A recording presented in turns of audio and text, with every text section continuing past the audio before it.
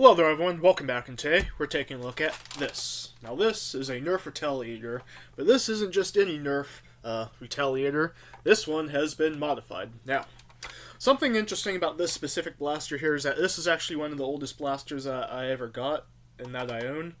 Well, not in terms of the age of the blaster, but the amount of time I've specifically had with this blaster.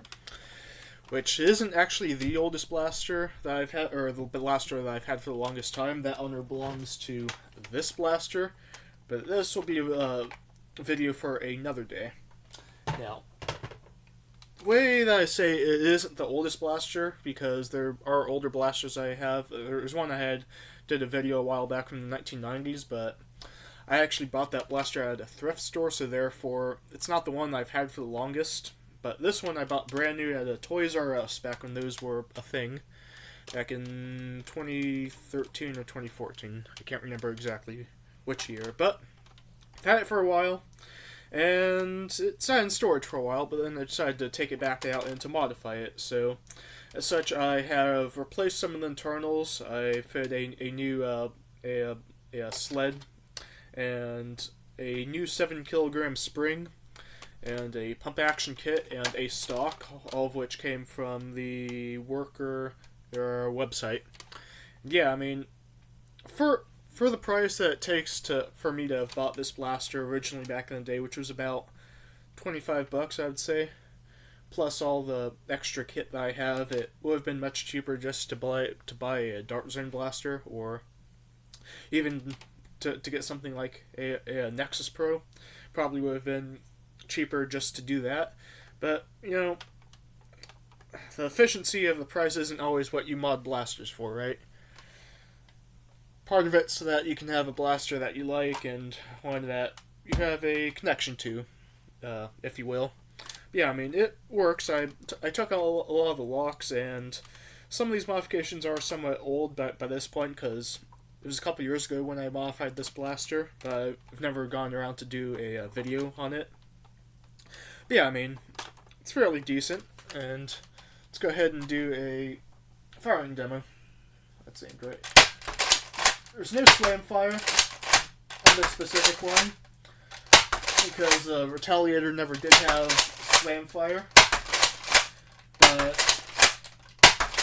it's not the end of the world, and the prime is, I mean, it is tougher than a standard Nerf blaster, or a stock one, but say that it's not terrible. It could be better. I mean, the way that this bolt sled works, it is sort of friction fit into the tack rail that's at the bottom of this part of the Retaliator, which means that it isn't quite as smooth as if it were a purpose-built one. Though that being said, it does have the ability to be to have a more powerful spring end than a Alpha Trooper or something such as that, because the plunger tube on the Alpha Trooper is smaller, if I remember correctly.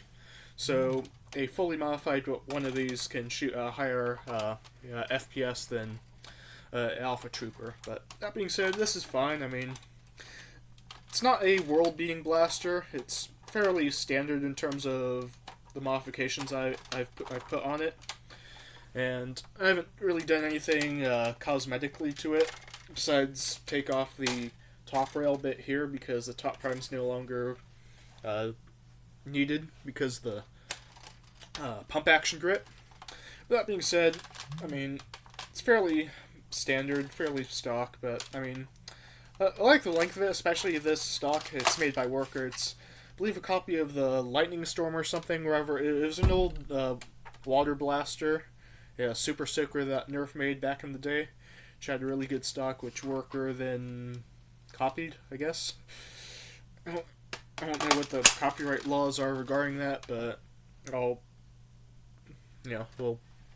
we'll move on. Yeah, so I mean, it's fine. I mean, it isn't as upgraded as it could be, and perhaps in the future I will make more modifications to this specific blaster, whether that be cosmetically to improve the appearance, or whether that be to upgrade the internals, or to do something else. If you have any ideas, feel free to leave them down in the comments below. But anyways, yeah, I mean, it's not a whole lot else left to go over with this blaster. I mean, it's fine, but it is kind of an older blaster by this point, and there's definitely more and better options that are out there. So if you're considering getting a blaster that's like this, a pump action mag-fed blaster, I'm sure that Dart Zone has something that fills that role. I mean, I've kind of lost track of all the blasters they've released, but I'm sure there's something that they sell that, by the point where you buy all the modifications to this and you have to buy the Retaliator, then at that point it's just cheaper. If you're looking to get a new blaster, just get the new blaster, as opposed to going to the effort to buying one of these and modifying it and so on and so forth. But yeah, I mean, that being said, if you do have a Retaliator, a stock one, and if you have nothing better to do with it and you're looking to get some experience with modding or something like that, it's not a half bad blaster. It's a fairly easy one to modify. But yeah, that's pretty much it. So yeah, have a good day, everybody.